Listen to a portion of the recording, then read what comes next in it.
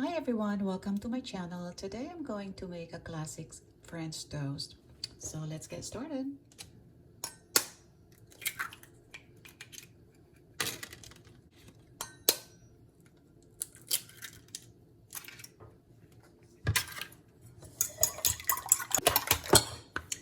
And also you need this for this recipe. It's a cinnamon powder. And also a vanilla extract.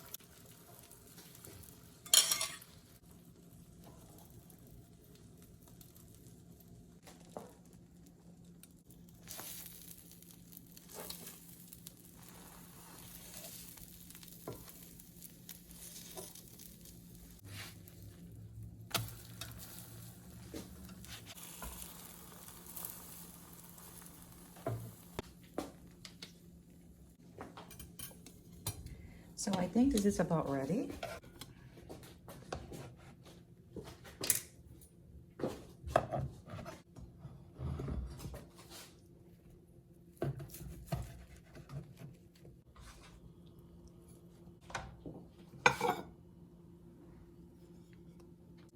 There you go, guys. I hope you enjoyed this video and please give us a thumbs up and please subscribe.